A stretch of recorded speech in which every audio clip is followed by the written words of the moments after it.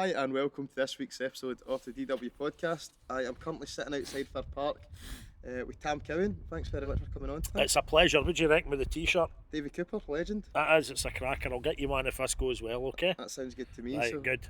As for those that are watching, those that are listening might not be able to see, but for those that are watching, we're currently sitting outside Fir Park waiting on our Europa League tickets. So Great, I can't wait. It's I don't care when they play it. Everybody's saying, oh, will the league start and then we'll have Europe and then how will that work? And it doesn't matter. See, just to get football back in the go.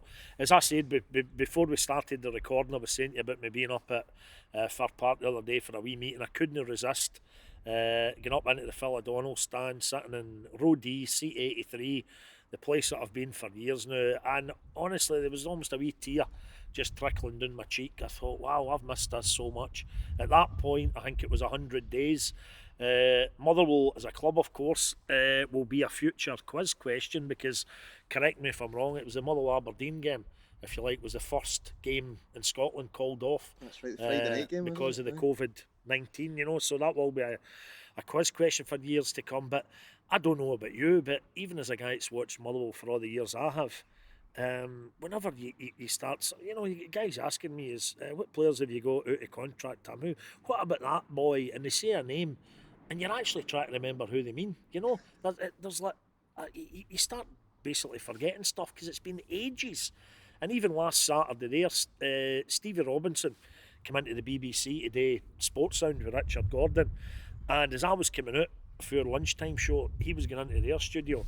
And I genuinely mean this. When I saw him through the glass, it was a double take. I didn't realise who he was right away. I thought, I know him, don't I? And then I looked a second, I thought, oh, Christ, it's our manager, And it was like, if you didn't have the social distancing, I'm sure we would have hugged. Aye. It's incredible, but I can't wait for it to start back. I've really missed it. And as I keep saying to folk, and it must be the same with you, I'm guessing, but it's the social side of it as well. 100%. It's my pals I'm missing. And all right, when the games are on a Saturday because of the radio, I'm jumping about between here and the BBC in Glasgow. But of joys, if I get a midweek game, or if you get a game moved to a Sunday, and you're able to, before and after it, go for a drink and that, you're able to stand there with your pals, have a laugh, a bit of crack. That's what I miss. 100%. Sometimes the football, I've watched enough Motherwell teams that, you think this is garbage, and it's not been particularly exciting. But when you're sat there with your mates and you're maybe going down to the New Century or whatever for a wee pint after it, it's brilliant, and that's what I'm champing at the bit for. But when it starts, that's the big thing. It's one thing, the football coming back, and us all sitting there with our virtual season tickets. I'm sure that'll be exciting because I don't know about yourself when the English stuff started back there. I would never ever go out my way to watch Aston Villa playing Sheffield United. I could barely, you take John McGinn out the equation, and hands up, I couldn't tell you any of the players that would have been in the park for a game like that. But I was absolutely salivating at the prospect of that last night because it's just over the border. The German football came back and I had a shrug of the shoulders, who cares? La Liga and all that, no interest. But it was English stuff, and there was a wee bit of Scottish flavour there, and McBurney there as well, and you see John McGinn running about the park. It was utterly fascinating. I cannot believe I'm hearing you say that, Tam, after all the exactly. years. After all the years, exactly. If I had a off the ball pound, slating English well, exactly. football. If I had a pound for every time I said that I never watch Match of the Day, only watch Match of the Day 2, because when it comes to showing that on a Sunday night, that covers the whole of the weekend, and even then I still watch it at the old times 30 speed, just pausing it when you think, oh, there was a red card or there was a riot or something, But so if I'm feeling that way about the English football coming back, I'll be positively ejaculating when this place behind us gets opened for the first time. It's going to be great. Can you remember your first time coming here? No. Since we're sitting here. And I hate folk who can remember the first. It's I funny hate that, isn't it? It's always aye. What And a lot folk of can say, oh, I was carried in as a baby. Well, you see, that was a fucking waste of money, wasn't it? Babies going to the foot, but don't be ridiculous. My mate will back me up on that. My mate Neil Hamilton that I sat with, him and all the boys in the Phil O'Donnell. His boy Matthew is now a diehard, right? But Matthew, what's Matthew now? He's 20, early 20s, I think he is. 20 anyhow.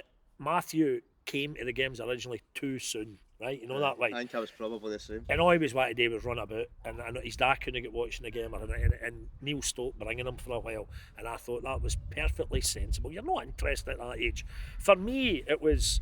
I grew up in just what were we, maybe a mile down the road for Fir Park, mile and a half. So for me, it was that way when you were out playing with your pals, as folk used to do. Whether you were out playing hunts or kick the can or raiding gardens for tumshies or whatever it might have been back in the day, you would sometimes on a Tuesday or a Wednesday night, in fact it'd been a Wednesday, wouldn't have been a Tuesday back then, but on a Wednesday night you'd maybe see the glow of the floodlights away up at Fir Park, you know, and it started to appeal to you, you know. You thought, wow, that seems like an adventure. It's like, you know, Dorothy and the Scarecrow and all that going to see the Wizard of Oz, you know, and you thought, we need to go up there. So you would go up with your pals when, you know, when, again, there was a wee bit more freedom that day for kids. You'd go, and as long as you were back in at night, your mum and dad were happy with that. So we would go up to Fir Park, and then of course in that era, dead easy, mister, will you give us a lift there? Aye, no bother, son, that was you in. Or run at the Motherwell College end, when it was the open terracing behind the goal where the south stand is, there was a legendary kind of tunnel there. Was That it? had been gradually dug out at the fence by boys, and you could go under that. But again, there was no need for it because you could stand in there and get a lift there, you know. So my earliest, I'm trying to think. I can't say I remember a game, and that was it. But I remember the last maybe throw of the dice for Wally Pettigrew up here. But even then, I primarily think of Wally Pettigrew maybe watching him on Scott Sport as a kid at the end of his Motherwell career. And then I always say for me, the first team that I really fell in love with, and I was at the right age for starting to understand a wee bit about football, and for it to really interest me, it would have been the Davy Hayes team that ran away with the first division, 81, 82. Another thing was as well, that was me into high school then, and so in the same way that you had to know a wee bit about music You had to know to have about any football. chance with the lassies at the school disco and that, you also then for your pals, for your peers, you had to kind of know a wee bit about the football. So what a great time to fall in love with football when you had a team that was famously scoring 5, 6, 7 goals every single week. Guys like Brian McLaughlin, me, Johnny Gagan, the great Joe Wark and Shuggy Sprout in goals. And that was an absolutely fabulous team. And then that's also when I first get involved with a supporters bus via dear old Liz Mullen. And Is that Muirhouse bus? the Muirhouse, and then did it not become was it not then called the Bridgework for That's a while? right, aye. So it was going on there, and Liz Mullen, absolute legend, because even it wasn't the first time I turned up and I was absolutely potless, but she was saying, "Oh, just get your arse on the bus and you can pay me a few weeks down the line of that if you'd already burst your pocket money or whatever it had been at the time." So that was great. It was a great way to get interested again, but I could never claim then to remember my first game. But the sad thing is, at the risk of making us both great, I will remember my last game. But aye, so it's interesting though, because that will be what 100, must be about that as well now, about 100 days Aye. since the Aberdeen the game last was one. put off on the Friday night. Because that's the thing, I've got out all the prizes and stuff that have been donated to me to give away on Instagram for slightly change the subject, but then come back to Motherwell. When I was up here the other day, Bob Park, the security chief up here, he says, "Tam, do you want some of these?" And what it was, I think of these as collector's items. He gave me half a dozen Motherwell Aberdeen match programmes for that For the night. game it didn't go ahead. So these are match programmes for a game that didn't go ahead, and it was called off, I think probably lunchtime, wasn't it? It was early on. Particularly because Aberdeen would have had the journey to make and all that, you know, very sensible. But so I thought nobody will have one of these because they didn't effectively go on sale. So I'm going to put them up on Instagram. No, I'm not giving them to, you know, some folk are saying you after a fucking MBE or something, be giving prizes to key workers and NHS heroes. These programmes will just be, I don't know what I'll devise for it, but I'd like them to go to Motherwell fans. Because there are guys, there's one guy I know, in fact, I sit quite close to, who is a collector. Whereas anything I've had for the club, and you know what, see for doing wee favours for folk, be it helping them out with their testimonials or that, or hosting stuff for the club, they've given me wee bits and pieces because you don't want pride or that, and they say, here, well, there's that, or there's that, replica jerseys and souvenir stuff and that. and I'd love to see what my collection could be now. Aye, but you've But gave it all away. I just give them away to like pals and that. I say, you collect stuff, don't you? There you go. Ends up just cluttering up my wee office in the house, you know. But they programmes will be, because it'll go down as a quiz question. What was the What was the game that aye called the off? first game called off because of a global pandemic in Scotland, Motherwell, Aberdeen? You mentioned your Instagram there, Tam, and you mentioned it's been 100 days since the lockdown kicked in or so. I was going to ask you what you've been doing, but you've certainly been spending a lot of time on your Instagram. Well, I've had a lot of time to spend. That's it. I mean, when I went on Instagram, I'm coming up on my first anniversary. It was July the 3rd last year, and what happened was my wife had been ever so slightly badgering me to get involved in social media, which I'd always just kept away from, right? I've heard you've been using her Twitter behind her back though. Well, for the news and... I have been using her Twitter behind her back. There's a dirty joke in there somewhere, but I like using her Twitter for behind her back. But I like that when I use Twitter, it's like, say for example, we've got somebody coming on the radio on Saturday. Yeah. It could be somebody that I know, could be somebody that I don't know, could be somebody with a public profile or not. I like just maybe having a wee look at what they've been up to Makes on Twitter. sense, It's eh? a good wee tool for that, you know. But I wasn't going to go on Twitter because, believe it or not, any of my pals will tell you, my wife will say, I'm extremely thin-skinned, and I thought I'm not getting. Really? I think I'm not getting. I'm very shy actually. don't believe that Everybody for a knows that. second. They'll tell you that. My wife particularly, she always wonders, how can you go on that radio and you're blah blah blah, and then we might go out with folk or with folk running the house and you're looking at your feet and mumbling and you know you can't help the way you are, you know. But That's really interesting, Tam, though, because MD would be watching this, only really sees you on the telly, on the radio, and from the outside looking in, you'd think, you know, I can't imagine you being the type of person that if you get criticism on social media, you'd take it to heart. You do, absolutely. And that's how Instagram was such a lovely wee place to find, because when I said to my wife, she said, right, what about Instagram? And I said, right, explain that to me. She told me what it was all about, and I thought, right, you know what, we'll do it as a wee experiment. Now, we were getting ready to go to Florida, me, the wife and the Wayne, and what I've always done, my wee lassie's 9 now, my dad did it with me. Whenever we went on holiday, he kept a wee diary of what you got up to every day. And that's what I've mainly been doing at Rothsay or camping out at Ettrick Bay or some wee damp Florida, boarding house, you know what I mean? But my dad always kept that for me, and I've got them on. It was a good wee thing to look back on. So I'd started doing that with my wee lassie, and I said to my wife, I said, right, what we'll do, when we get to Florida, I'll go on this Instagram thing, right? And I'll keep the Florida diaries, that's what it was going to be called. Brilliant. For the 3 weeks we're out there, I'll stick up some pictures when we're at the, Universal, the Magic Kingdom, whatever it might be, in a wee American diner or something, and I'll do some words, and that's it. And then I did that, and it kind of took off quite quickly. The followers and that went up at a rate of knots, and when it came to the end of the 3 weeks, I was sticking to my guns. I kind of just done it to appease my wife, and I put up a post saying, right, well, there we go, that's been the Florida diaries, I'm heading back home. But you were hooked. And I put words to the effect to, see you later, alligator, and there was folks saying, no, keep it going, Tam, it's a good laugh, and I'll be dying to see what you post about the football when it starts back, or when you're just out and about in normal restaurants, or when you're on the radio, well-kent faces that you've maybe got in as guests, and you get a wee word with them, or wee photos. So I kept it going, and that was it. And then when it came into lockdown, and we were in the house, I then just started having a bit of fun, because I was writing stuff and making up wee daft songs, and I've always written things, I've always written jokes and stuff, so it was just like a kind of an extension of that, and something to amuse yourself first up, and then hopefully get a wee bit of feedback for other folk. But then when it then tipped into folk, as I believe did happen on Instagram now, okay, if you get Kim Kardashian levels, folk might be wanting to give you a Lamborghini and all the rest of it, but folk were saying to me, Tam, I've got a boxy butcher meat here, and that's, Can you get away? Aye. So I thought, there's a good idea. So I started then doing, I've done it every week now for, I don't know how many weeks. We Celtic or Rangers fan going by, try to sabotage the broadcast with roller skates. But I started the competition thing, trying to think of the first thing I had to give away.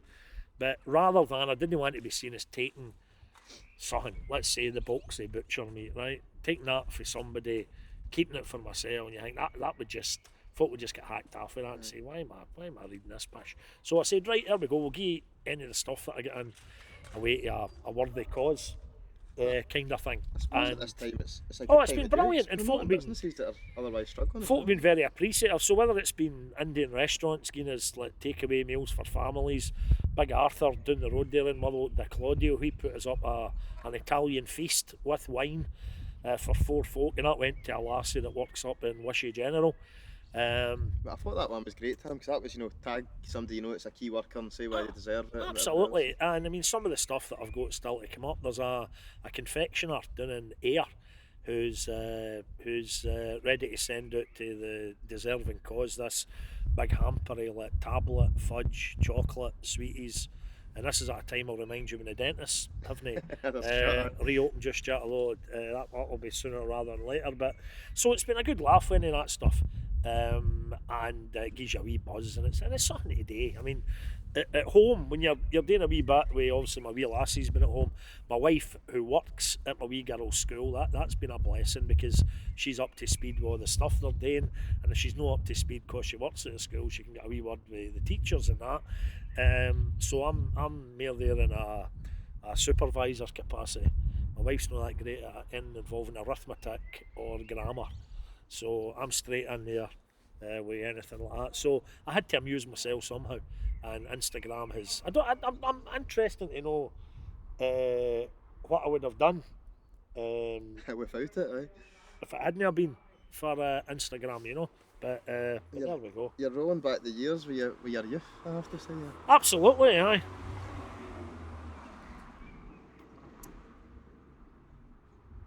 So on a personal level, Tam, I was listening to Off the Ball on Saturday, as I do most Saturdays, and I have to say it must be a bit strange for you as well, because obviously yourself and Stuart are in the studio, but the guests are almost in a separate studio through the glass, aren't they?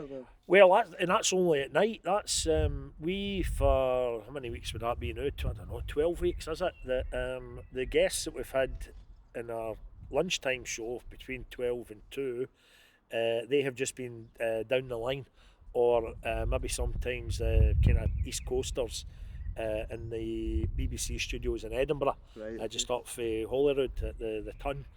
They've been in there. So, and again, the thing with that, we've I'm relieved that that's kind of worked, because I've always argued that what you really want is you want to have guests in the studio, because see, to get there's a lot to be said for eye contact. Yep. See, even if you're maybe gently taking the piss out of a guest, and having a laugh at their expense, you can tell a wee joke away and be showing it in your face that you don't really mean it, Aye. and they can see that. But If it's over the phone. oh, they it could be hazardous over the phone, but so I mean, the strange thing with that is, the wee anomaly with that is, the very first week, and it seems like a lifetime ago now, the very first week we had Professor Jason Leitchin, he was in the studio, Right. and he would probably be mildly embarrassed by that now professionally, but there was a wee side of him that day that was saying, don't worry about the virus.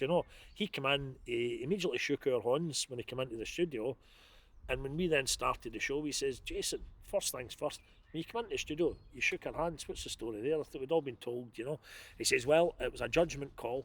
My hands are clean. I made the judgment call that your hands are clean, and I can shake your hands. When I leave the studio, I'll get the gel and I'll go and wash my hands, and that's fine. Yeah. That night, he told us that he was going, and he did, with his wife to the Mother India restaurant in Glasgow. He was going for a curry, and I said, "You going to it?" Yep. And before I go in, I'll wash my hands, and then we'll get in there, and then before we leave, I'll wash my hands again.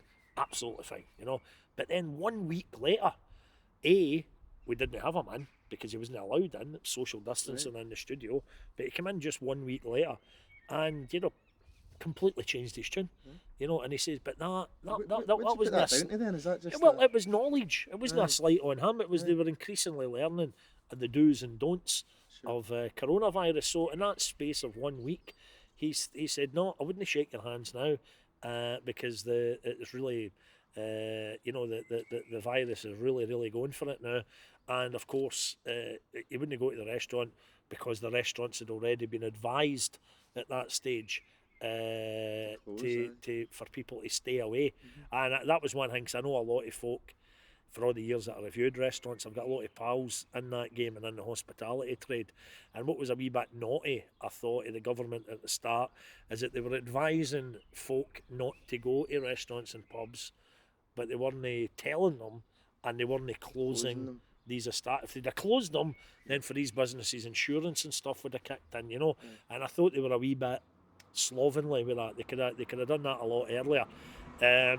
But yeah, it's just, and so we've not seen Professor Jason Leach in the flesh, and he's like a pal with me now. I mean, I did a song about him, for example. Right. And for those that don't know, Tam, Jason Leach is the professor that's leading the Scottish Government advice on the coronavirus. Absolutely. So he's a top dog. He's the main man, and even though there are other folk in the periphery, and of course there are the government advisors in London, he's been the man for clarity.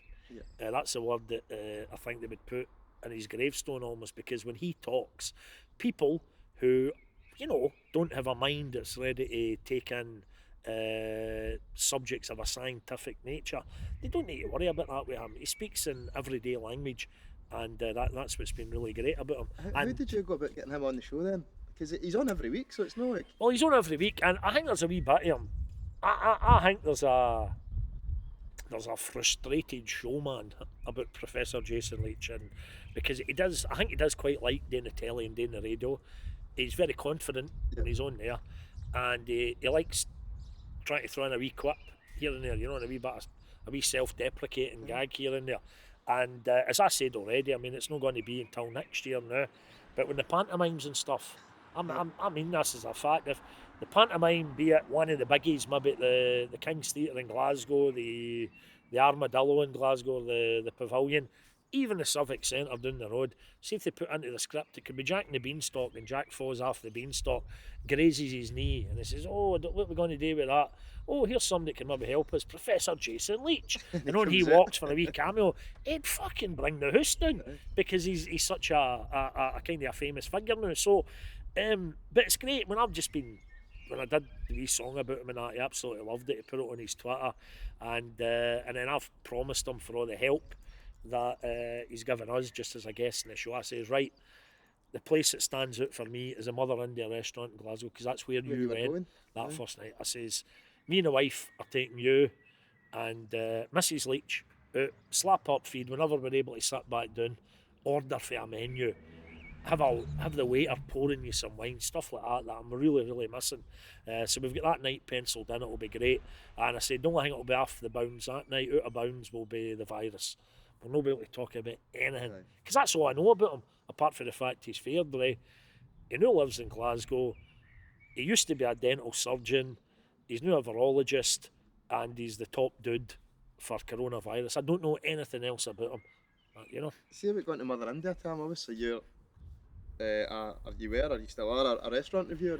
Well, that sadly was taken away from me last June.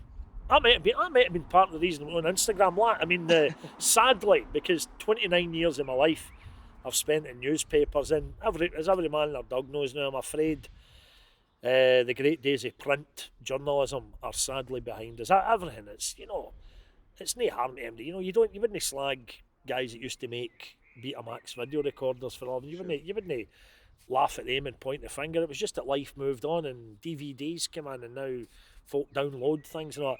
And it's gone exactly the same way for print newspapers, because when I started out, 1991, January 91, with the Evening Times in Glasgow, it was a great year for me to start in papers as a columnist, because I had plenty to write about. I mean, I'll be honest, as a young guy at that time, I was just over 20, and I got a start as a columnist which was a really, really big paper, the Evening Times in Glasgow, had a great circulation, and I was going in there, and at that age, I'd have been panicking about, can't think anything to write about this week.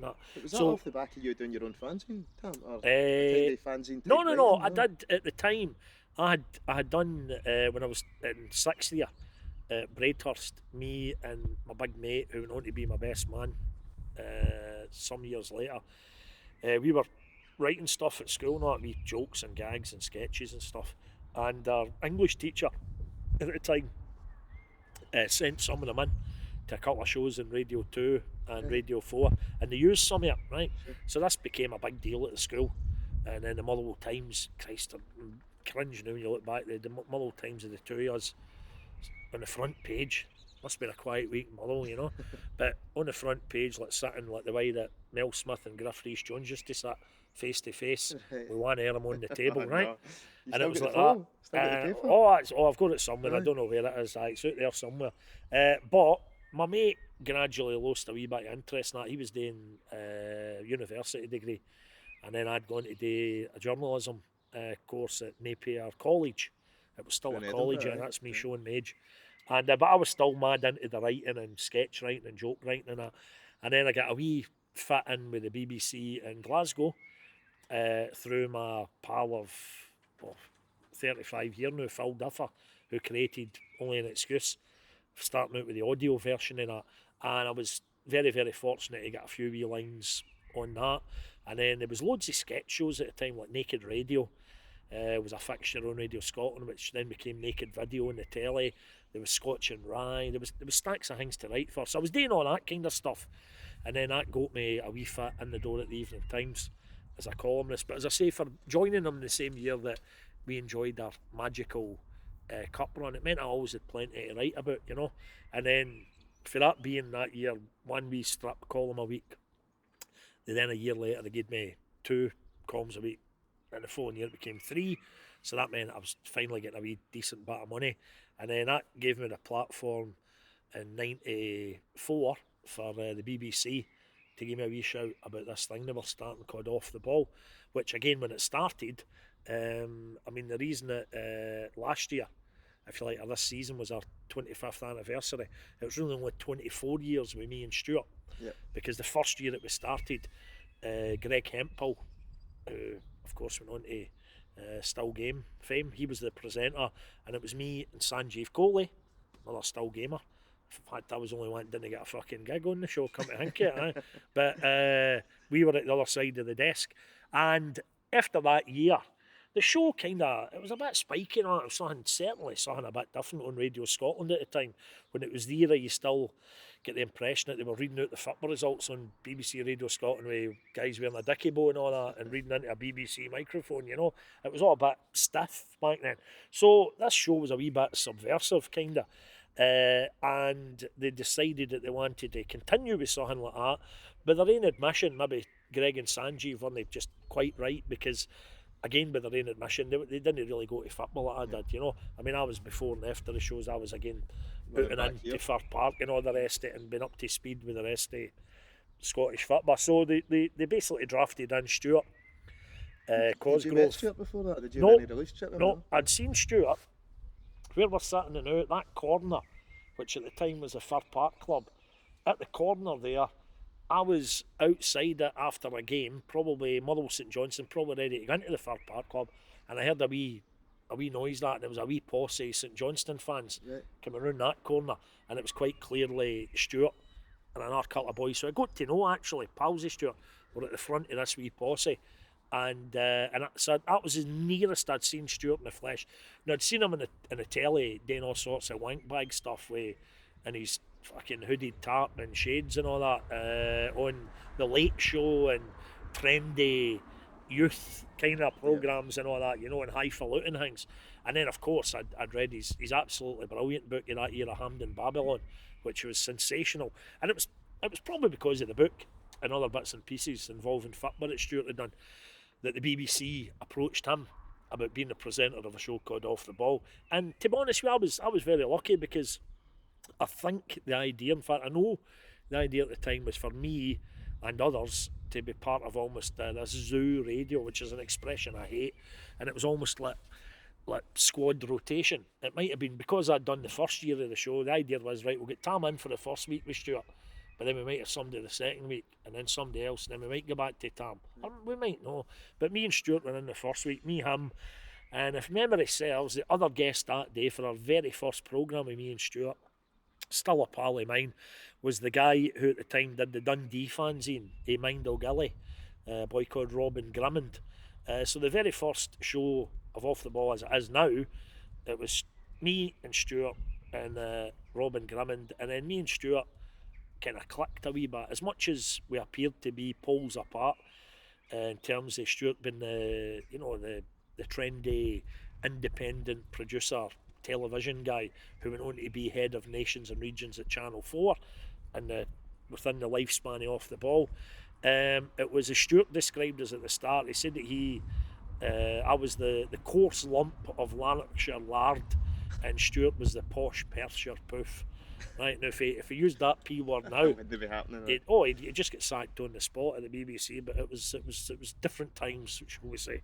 I suppose that's why they call you the odd couple of Scottish Well, football, I isn't it? might have been that. But see, the thing was that I think brought us together though, and allowed us to make 25 years out of the show, was that we actually, when you just scratched a wee bit beneath the surface, we actually were very, very similar.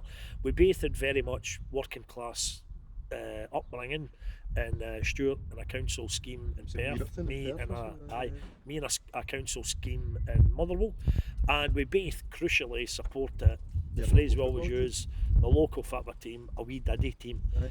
Now, always wonder, folk now and again ask me, what would that have been like if Stuart supported Rangers, you supported Celtic, or one of you supported Rangers or Celtic, another one supported Motherwell St Johnstone? And I just, my heart of hearts, I don't think it would have worked somehow. Yeah. But where we were able to cause a wee bit of noise and grab an audience right away, because we were in there primarily bashing the old firm, Celtic and Rangers, it suddenly meant that there was Aberdeen fans, Dundee United fans, Motherwell, Hibs Hearts saying, hey, what's this programme? Because normally there was so much arse licking, it still goes on of course, but there was so much arse licking. You remember the past, you'll have had programmes like Scott Sport, Extra Time or Friday Sports Scene turning up at Ali McCoy's door with a birthday cake when it was his birthday. You know, you've got all that kind of shite, you know, whereas, you know, if it had been a Motherwell player or St Johnstone, you wouldn't even have dreamed of doing anything like that, you know. So we were able to rumble it up a wee bit, and I think that's how it worked. But you know, you still get to the stage. I've got to laugh. You get to the stage now. I mean, I'd like some of the stuff that even we'd have been able to say on air back then. Even in terms of even some of the language, you wouldn't actually be able to say now. Yep. You know, and you'll even get folks saying, if you go on and mention the new Rangers or Celtic without berating them, you immediately get folk on message boards, arse licking Celtic, arse licking Rangers. You think, boys, calm down. I can assure you, I can show you the emails I've done for Rangers and Celtic fans. I can show you in the old days some of the handwritten letters in fucking crayon that I've been sent in by Bampots sending you all sorts of threats about what you've said about Celtic and Rangers. So don't give me any of that piss, you know. Have you ever had any? Well, I mean, used to are obviously very popular, you know, on the internet, forums, message boards, social media. But have you ever had anybody seriously threaten you? Oh, I had a stalker. Did you? Oh, aye. When I started doing all this, I can laugh a about female it or a now. male stalker? Well, there you go. The very image that the stalker was going to be some delicious blonde who you might have had a wee footer with, and then said after you've had your time, I think you better go and get some mental help, you know. But but thanks for letting me plough your box for the past few months. But no, sadly it was nothing like that. It was it's kind of a classic story as it turns out, because it's sort of thing that's happened to a few folk, I dare say. When we had in the narrative I was saying, we were up to the BBC letting us do the radio, and then it came to 98. I get the big newspaper move, if you like, for the Evening Times to the Daily Record, national platform there. And then in 98 as well, being with the Record, being in the radio, I started getting the odd wee sniff of some telly stuff and that, you know. So you move on to about 2001 when we started doing Offside on BBC One on Monday night. We'd started doing that in 1998 on a wee channel called BBC Choice Scotland, which was like an almost experimental satellite channel. It had BBC Choice Scotland, England, Wales and Northern Ireland. And all the channels 3 years later, they all kind of merged to become BBC 3 and BBC 4. Sure. But I'd started doing Offside that every week for 3 years. So it was a great grounding. You were in a wee Studio B at the old BBC Queen Margaret Drive, and it was just me, two guests, and a couple of cameras, no studio audience or anything like that, you know. It went on to studio audience, didn't it? Aye. So when we moved, the shows worked, thankfully. And in 2001, right through to 2007, they put us on BBC One on a Monday night. So when I was suddenly then a fixture on the telly on a Monday night, or then the radio on a Saturday, You could read me 3 times a week in a national newspaper. Then I suddenly started getting these letters in. A guy basically saying that he didn't like me, and this went on, and I'll need to get you sorted out, There's Tam. never a point where you're thinking, this sounds a bit. Well, you know what? It sounds daft. But I was a kind of slightly carefree single man. I was very, very busy, as I've just explained. When I think back now as a family man and with a kid and all that, if they say to me tomorrow, you know what, Tom, we're starting off side back, I think, how would I bloody find the time? You know what I mean? But so the telly, the radio, the paper stuff, I was up to there, so I was able to kind of no dwell on these stupid letters that were coming in, But then I'll always remember, I got a call one day, Tam, can you come into the BBC? So these were getting sent into the BBC. Yeah, into the BBC. Oh, they were into the BBC, and I think some get sent into the Daily Record Right. at a time as well. But I think it was mainly the BBC. That's where I was more visual, if you like, So there was one day, I can't mind who it was. It was like some high agent at the BBC. CID, I want to speak to you. Another letters came in. We sent it straight to them because they were starting to open the letters, right? And kind of, they weren't wanting me to get distracted by it all, you know what I mean? If they said, oh, Tam's just laughing about it, fine, we'll keep him out the loop almost. But anyhow, they got this letter in, and they says, you better come in, these guys are wanting to have a chat to you about it, it's a bit serious now. So I went in, and they showed us this letter that this fucking Zoomer had sent in, and the guy had basically, the previous weekend, he'd followed me clearly, and he sent in this letter with this itinerary of everything I got up to that night. Now, You weren't up then, you shouldn't have. well, no, but hey, I tell you, I was a single man, I could have done anything that I chose.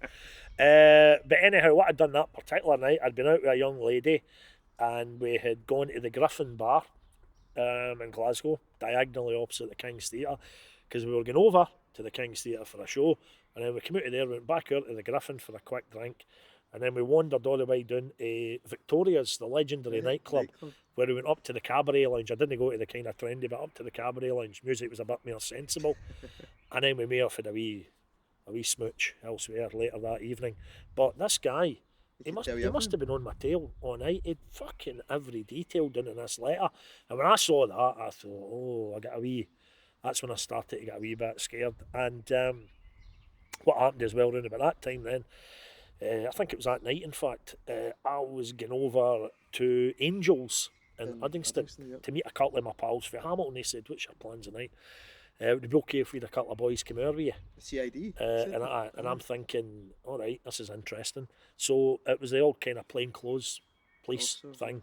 They says, don't worry, we'll just sit in the corner and have a wee orange juice and just keep an eye on you, And I thought, fucking hell, So that's exactly what happened. But you almost wouldn't have known they were there. I went there, met up with my two mates.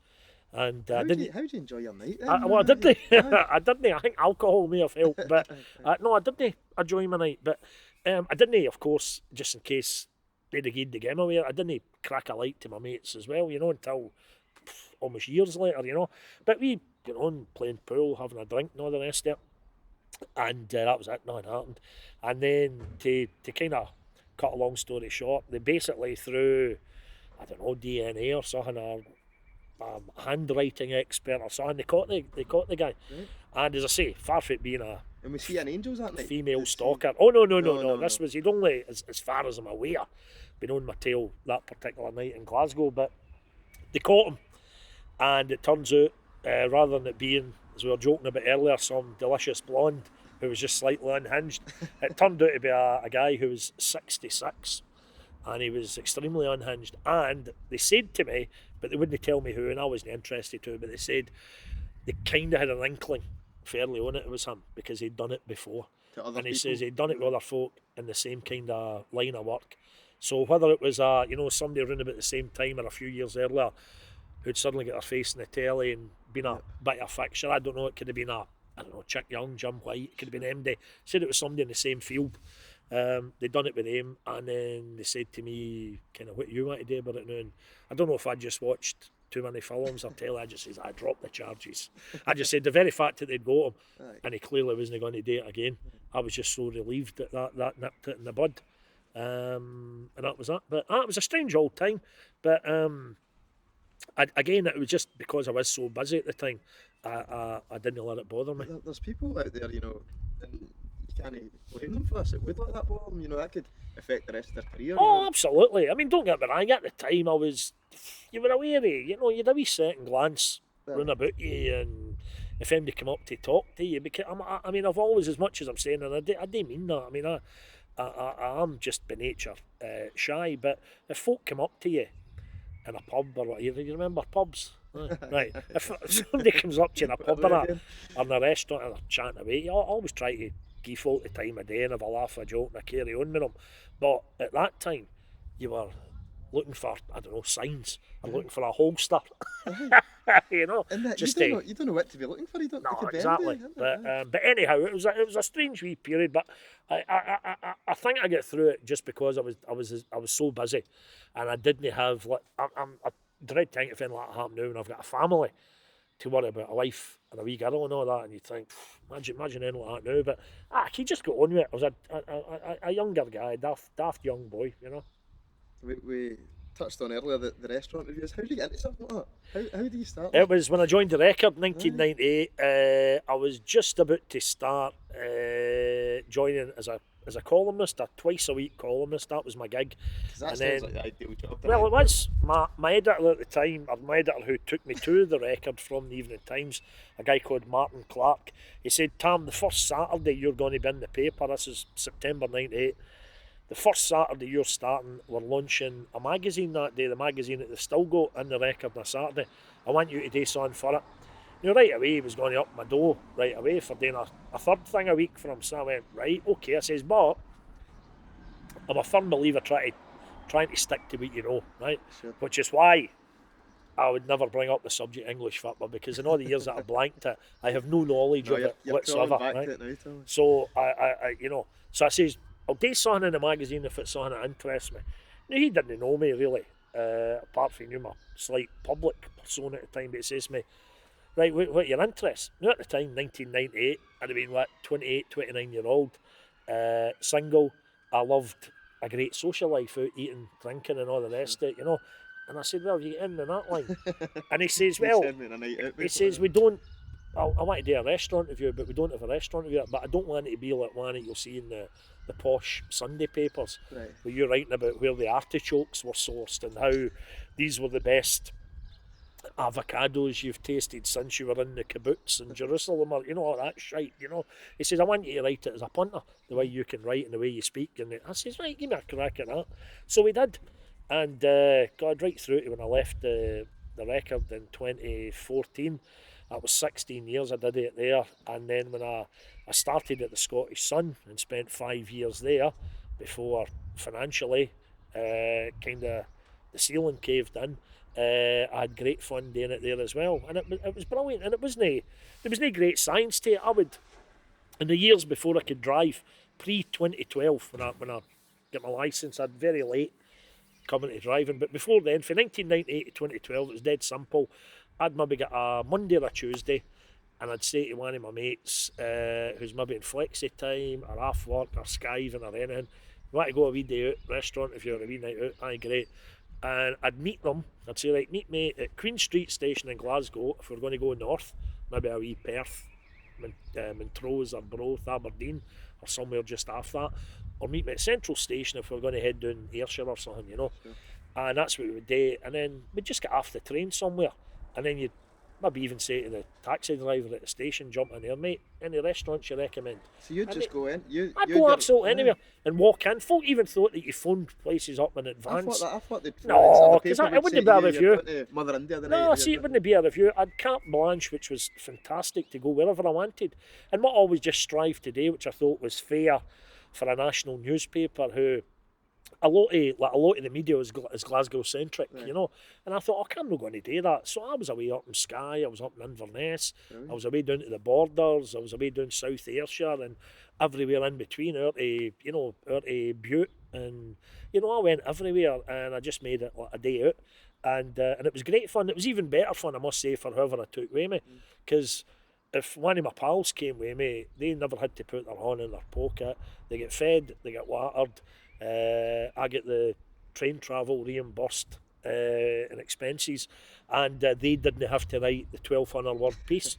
So they'd want to watch. So it was great, absolutely brilliant days. And Did you ever have a terrible experience though and think, I don't want to write about this, or I'm oh glad to fuck, stop I here? mean, I always tried, and it was only criticism I ever got for folk, but it was what a half a duck's back. It was criticism that I did not entertain. Folks said, know another great place you visited, or know another. But what I was doing is, these were, and hey, what a salient point this is now when you look at the world now. These were folks' businesses I was going into. So see if I went into one restaurant one week and it was anything for decent and above, I would try to give them a good write-up to encourage folk to go in and support that business, right? Family-run businesses, a lot of them. And it didn't bother me if I did 12 great reviews in a trot. Don't get me wrong, it would have been easier for me to slate places. That's always a lot easier when it comes to writing the article, right? But how dare you when you're talking about folks' livelihoods, So I would never ever ever have done that. And a couple of occasions when I did slate places, I mean, I'd one. I took a colleague for the Daily Record. We went to a so-called Italian restaurant in Glasgow. It turned out it was run by a Russian man and his Russian wife, stony-faced. Absolutely, the waitress had one of the absolute stony-faced cooking, right? And for any older listeners who for the Motherwell area, she had a serious face on her like the wee woman that used to run the candy store down in Motherwell. You mind the candy store? No, was it candy store or the candy shop? Next day, it's just opposite Mark Antonio's Chippy and up a wee bit. Right, aye. Was it the candy store or the candy shop? And wee woman that was in it, she was very nice. But if she wasn't smiling, she'd one of these faces that you thought you'd really upset her, But anyhow, I digress. We went into this place and, they didn't have a clue. I mean, for example, getting into it, taking my jacket off and saying, can I hang my jacket somewhere? And the woman just looked at me. As if I was stupid, in a restaurant, want to hang my jacket somewhere. And then in an Italian restaurant, whether it's starter was I got brought out, and I said to her, have you get some black pepper, please? No. Just like that. And I went, all right, okay. Turns out the food was shite, right? It was really poor. I mean, it's hard. You're hard pushed in Glasgow to get a bad Italian. There's a lot of really good Italian restaurants, right? This was terrible. I slated them in the following Saturday's magazine. And the Monday, after it got in the magazine the Saturday, I was told, because I always worked from home, taxi pulls up outside the Daily Record at Central Quay on the Brumelaw, and this chef gets out. He's still got the chef's whites, the check trousers, the Crocs, all the usual gear.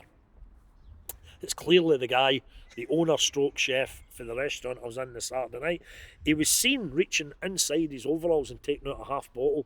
One last wee swig, he's something for Dutch courage, and he then came into the reception area at the Daily Record, bawling and shouting, demanding to see me, shouting about what he was going to do to me, shouting about how his lawyer was going to shut down the entire paper, blah, blah, blah, blah, blah. I think eventually security came and all that. It wasn't the same guy as a stalker, was it? It might have been, you never know.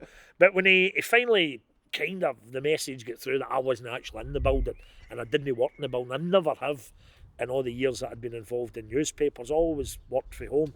That was it. He got huckled back out. And I was delighted to say that a few weeks later the place shut down.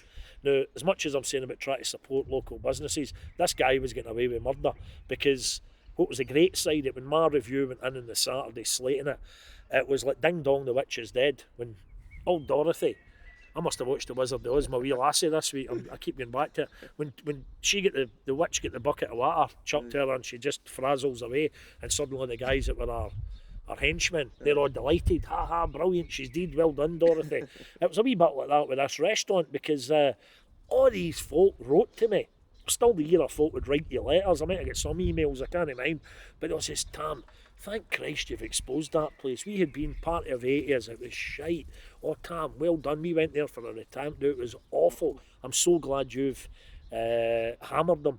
And as I say, that caught them out then. And I was pleased to know, so they couldn't cheat folk anymore or fleece them, that a few weeks later they closed.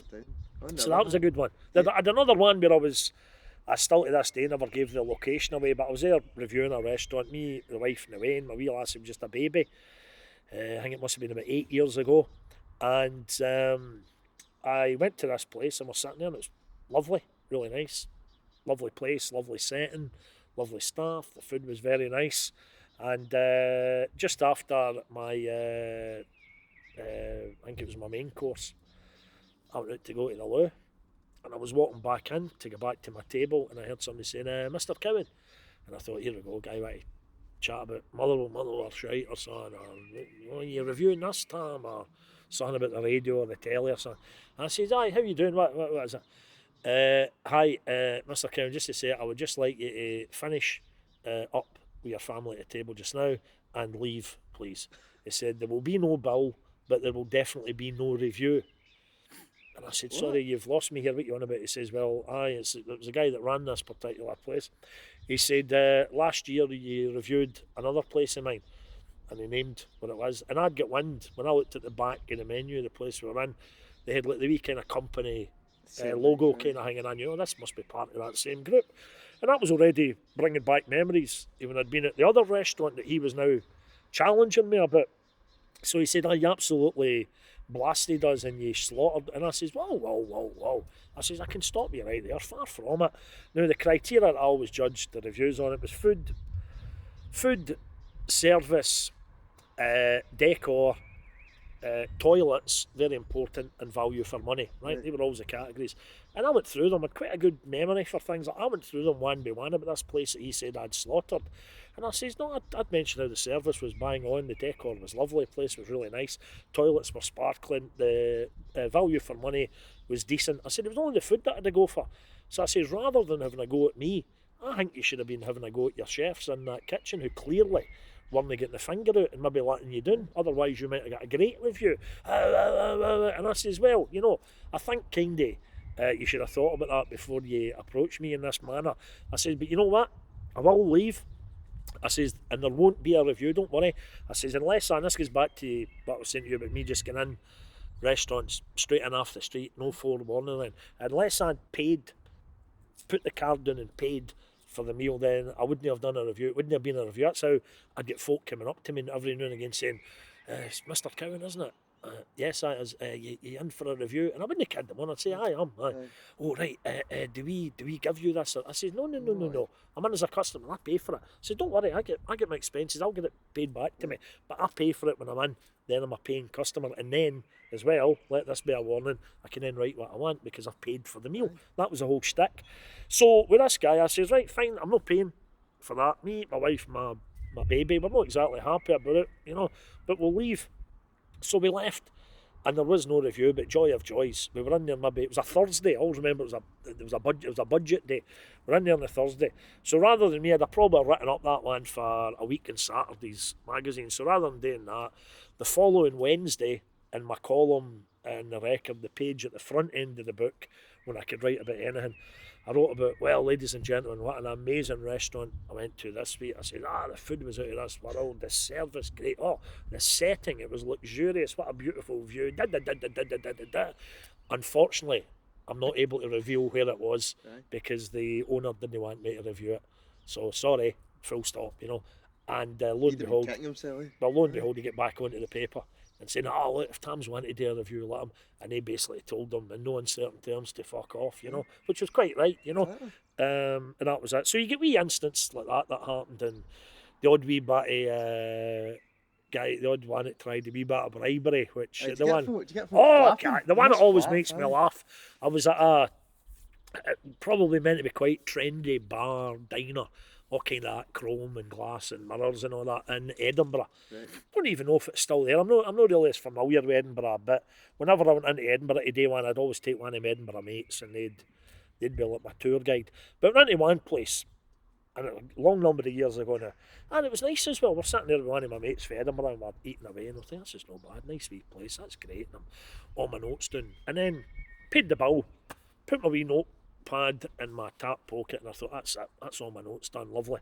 I says, we'll go into the bar bit and we'll finish off our wine. I was getting a train back to Motherwell, so I was still in Motherwell at the time, so that would have been, God, it was a while ago, any time between 98 and 2002, this must have been. We go round to the bar, and we're sitting there, if you like, on bar stools, at the actual bar facing into the gantry, right? So there's a scenario, me and my mate, we're finishing off our wee bottle of house red that we'd bought, maybe the second one that we'd bought. And then the next thing, this ruddy-faced guy, sweat pissing out him, suddenly appeared in at the bar next to us, and I got a sense of what had happened right away. One of the staff had clocked me. He's the boss. They must have phoned him. Hey, I think Tam Cowan, the boy that does the food reviews, I think he's in having a meal. And this guy, he might have been just sitting in the house watching EastEnders or something. He's fucking bolted right down to the restaurant, right? So he comes in, all flustered and all that. And he's at the side of the bar, and he walks behind the bar. And then kids on, he could never have won an Oscar, big surprise. Oh, Mr. Cowan, it's yourself. Aye, how you doing? I said, how you doing, mate? Is this your gaff? Oh, yeah. How was your meal? And I said, the word that I always gave whenever MD asked that was fine. Fine's a great word for that to say. Fine could mean as in fine dining. What a fine meal. Or fine could mean fine. It was all right, you know. So whenever MD asked, I always says, fine, that's fine. And it was fine that night, you know, but I wasn't giving anything away. And he says, can I get you a drink? No. The fact we had finished the review, I'd paid the bill, my notes were away. If guys want to get us a drink, fine. And I says, well, he says, what's that? He says, we're just in the house red. I says, why don't you split a bottle like that? He says, no. This is where I thought, here we go. The house red. The house red. So he disappears, and he appeared, it was almost like the Story Maduri for still game, right?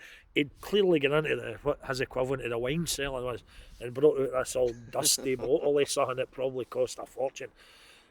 Can I ask you to try this, Mr. Cowan? You know, I went, oh fuck, so I'm already eyeing at my mate, and he's eyeing me back. And I'm saying, just play a line.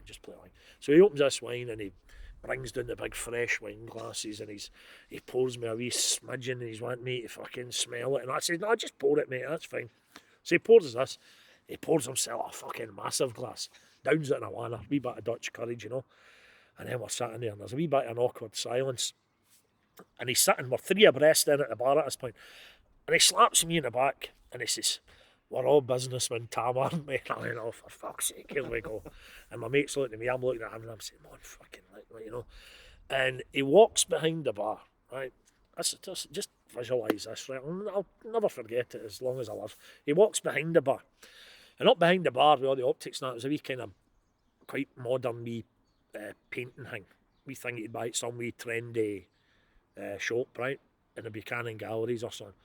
And like something out an old B movie, he slides it out the way, and there's the wall safe, right? So it's something out a film, and he goes click, click, click, click, click, click, click, click, click. And he opens it, and it's big packets of money, right? It's just all fucking stacked up. And he looks at where I'm sitting, and like Carol Smiley showing off a washing machine on Wheel of Fortune, he just goes like that as if to say, help yourself. What do you want for a good review? And I says, mate, last gulp of my wine, my mate says, come on. I says, listen, and I wasn't actually kidding. I said, I've got to go for my train, mate. I've got to get back to Motherwell. Out with skedaddle. Now, you're an honest man, Mr. I Ken. could. You're an honest I man. don't get me wrong. I get 13 fucking grand. No, I didn't. I didn't. I went out, and that guy, I like to think, he was scudding into that line. I think he would have woken up the next morning and panicked and thought, oh fuck, expecting me to write about all that. But I go back to my original point, the review was done. Yep. The bill had been paid, the notes had been put away. The guy had just got a wee bit excited, a wee bit agitated, and made a wee bit of an arse of himself. But I was never ever going to mention that. And to the point, I never ever, after that, mentioned the name of the place that it was. But I did the review as was, based on the notes that I had. So do you take notes when you're sitting there then? Oh, I used to do. I do that, and you know, you get folks saying to me, whoever I was with, sitting there, you know what, they must think you're up to it. I mean, you get the odd wee funny look for folk, but because again, they could just as easily have thought you were maybe in for environmental health, anything, you know. But I didn't bother with the notes. But what I then did latterly, and as you know, by me, it was some years after they were invented, before I had anything close to an iPhone. But when I did then finally get an iPhone in May 2016, I then started just tapping the notes into that. And that didn't look strange. Somebody at a table sitting with a phone. Sadly, it goes on fucking far too much when folk are out socialising. But so that was it. So you got all the wee escapades that happened, and even a time I nearly get killed. That's through a bloody restaurant. This is genuine. I was up. There's a beautiful place that won our annual award way back when, around about 2012, maybe 2010, and it was a place called the Kilbury Inn. This tiny wee place called Kilbury. Now, if you were heading for Oban, and you kind of went up the Loch Gilphead way, Yep. where you would come to almost the T junction. You turn right for Oban, or you turn left to get into like Campbelltown. Or you take the left, and then a few miles down there, you take then a right, and you start getting away out into the wilds, right? And there's this wee tiny place called Kilbury, and all that's really there. It seemed to me it was a phone box and the Kilbury Inn. Husband and wife team ran it. Brilliant food, and about 3 rooms where you could do a wee overnight, right? And so when me and my wife went up, it's pre-kids, so it was pre-2010, we thought, well, we're going all that way, we'll book Stay it overnight and all that. So we had an idyllic trip, but primarily the food was brilliant. Day later, then a few months down the line, won our annual award that year, and I had to go back up and present them with the trophy. So 2 of my mates from Hamilton, one of them drove, I didn't drive at the time as well, as a result. They says, I'm on, we'll come up here. They give us a run up, away back up there, a wee day out. So you've only recently learned to drive as well? 2012. Oh, yeah. I learned December 2012, I think it was. I just had never bothered. Must be pricey insurance for that But car. I was all right, because bear in mind, I was never at my age then when I passed my test. I was never going to be a joyrider or want to go down to Strathclyde Park and day skids and all that. The speed you came in here at, I don't know. So exactly, I know a very comfortable driver, sensible. But as a result of that, we went away back up to this Kilbury Inn, and they had made a wee effort, good on them, the folk that owned the Kilbury Inn, for the presentation photos. I was meeting the photographer up there as well. For the presentation photos of this, the Hot Plate Award, as it was at the time of the Daily Record, shiny kind of plate, a bit like a hubcap or something, a glorified hubcap. But they had brought round a local farmer who provides all their fruit and veg. He'd come round with big baskets for in the photo. They'd brought the guy that provides their lamb and their mutton and that, he'd brought in a sheep on a leash, right? And then the highlight of the photo was going to be the guy that did their beef. He came round, the farmer, he came round with this big fucking hairy Highland coo, right? With the horns and all that, right? After the old caramels, the toffees. And he came round with that, and I thought, oh, good on him, this photo's going to look great. So we were stood there, getting ready for this photo with me and the couple that ran the restaurant in the middle, the sheep and the fruit at their side of the photo, and the farmer and this big fucking Highland bull at my side, right? And it was very close to me. It was a big docile thing, it just wasn't moving a muscle. But then the camera, all the science came into play. The photographer, when he clicked his camera, the flash for the camera, which reflected off the shiny Hot Plate Award and clearly upset the big Highland coo. Now, it didn't get too upset, but for a coo getting upset, it just kind of very slowly, with its head, it just kind of edged into my left a bit and just rolled its head almost, But seeing rolling its head, I had like a kind of a 3/4 length kind of raincoaty thing on. The horn, fucking razor sharp at the tip.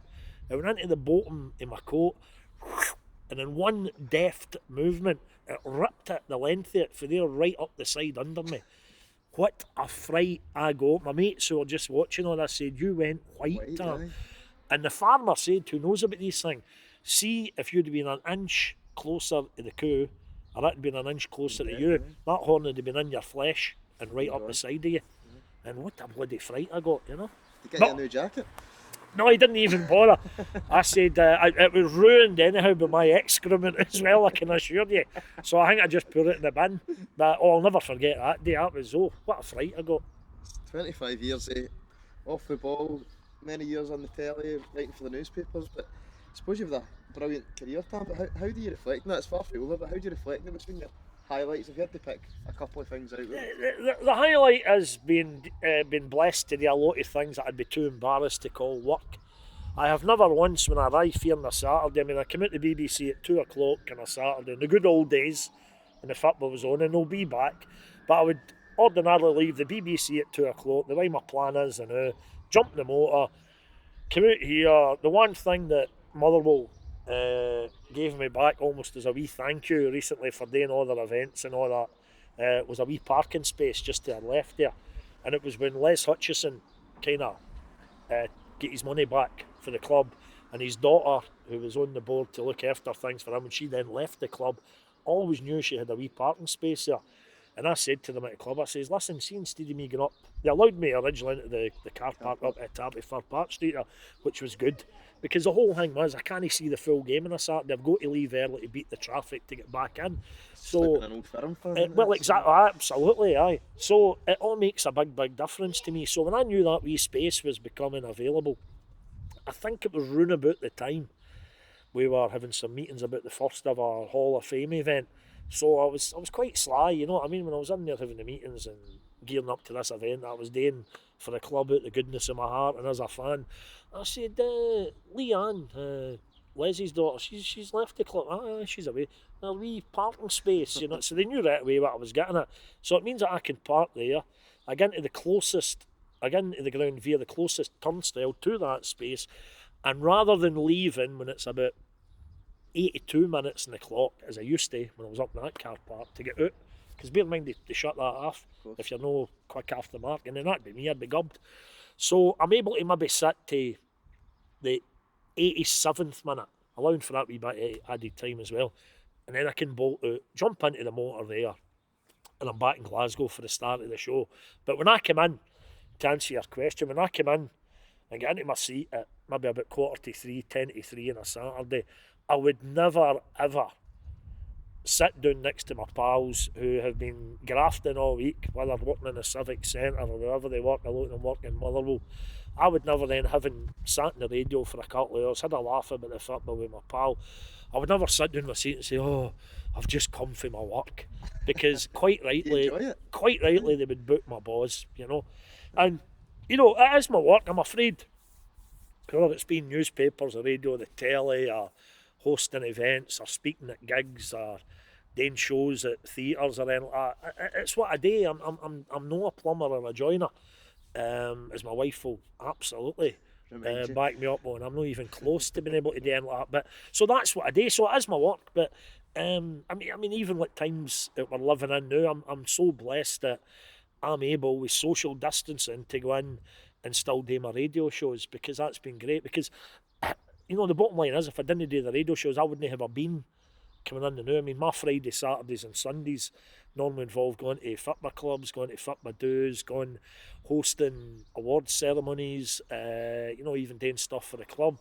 But you know, no, that's a big chunk in my income, and it's been wiped out. So if I wasn't able to still do the radio, and as somebody who is self-employed, freelance, whatever, I don't even know if I'd be entitled to anything.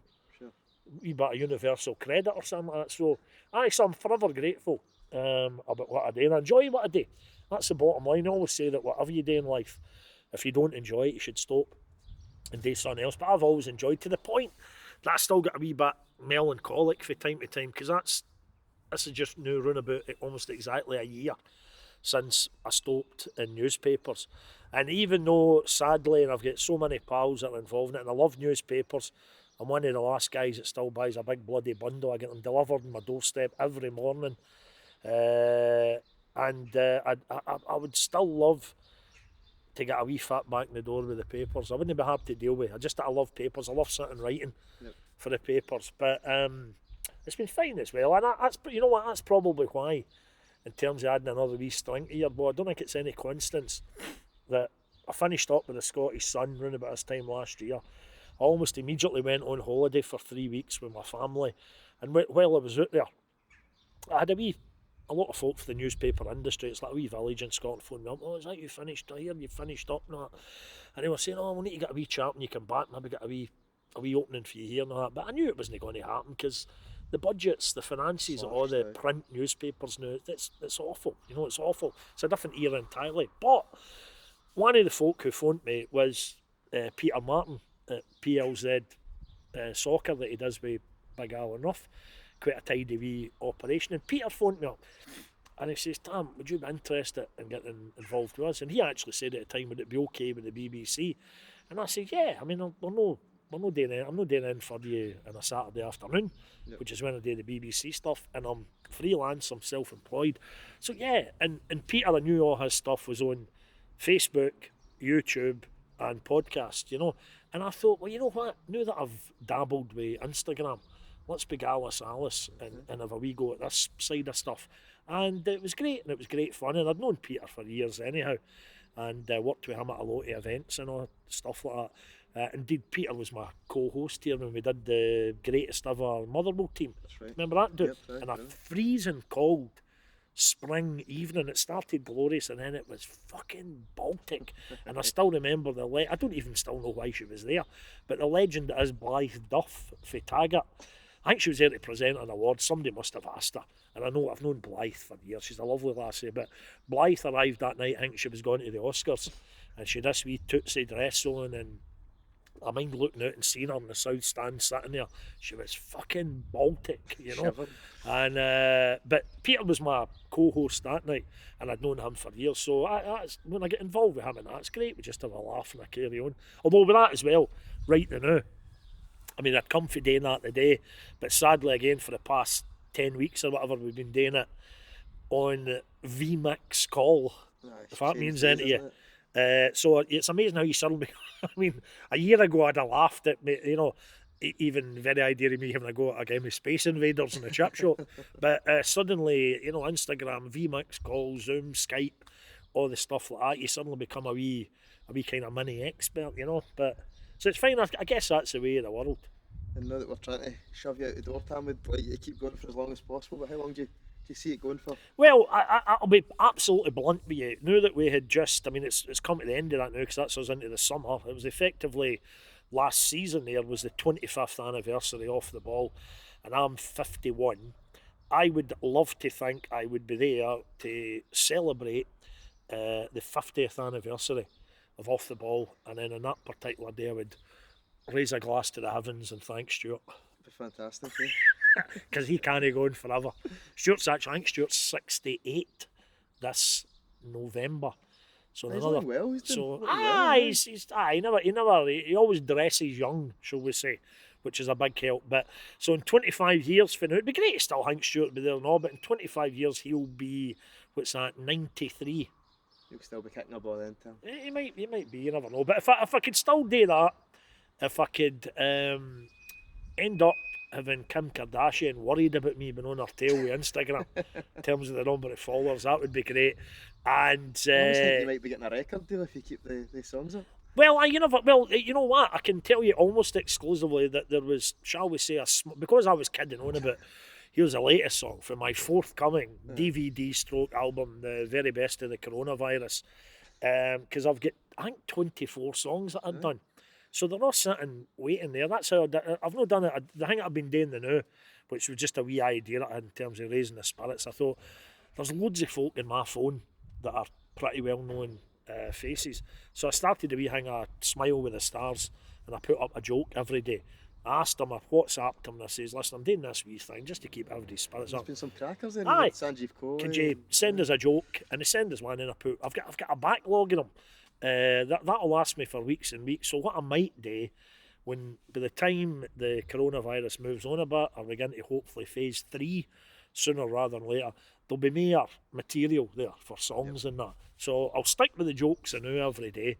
And then I might get back to some tunes. But there was a small publisher, shall we say, a small music publisher, a wee kind of independent firm in Glasgow who made a tentative approach saying, were you serious about wanting to releases? And I said, well, you know what, we could maybe redo them in the studio and we got a wee bit of reverb on or whatever that stuff that they use in the X Factor is. What's that I'm thinking? Aye, reverb, Aye, but no, there's another thing that they use that makes our Auto-tune. voices sound Auto-tune. right. We could maybe do a wee bit of that, particularly for some of the high notes. And I says, as long as we were chipping it out and the folk, paid a fiver for it and give it to, we'd probably do it for St Andrew's Hospice. I do a lot of stuff for them, or the NHS or some fucking thing. We do it for that, but you never know. It might see the light of day, but it's only just been a bit of fun. I laugh and I carry on. Right, we'll wrap it up, Tam. We'll let Excellent. you get your dinner. But thanks very much for coming on. A pleasure, absolute pleasure. Thanks very much to everybody that's liked, subscribed to the podcast before. If you've not, please do so now. Tam, where are we going for dinner now? Where do you want to go? What's your choices? in It's Motherwell? your house or mine, I'm afraid. That's it. Sit out the back. Aye, no, Mark Antonio's. Mark Antonio doing it across is doing a roaring trade, social distancing in the queues, and I had a single special fish out of Estes at the Rex at the top of the town a week and a half ago, and it was excellent. We're spoiled for choice. Exactly. Thanks very much for checking it out. Cheers.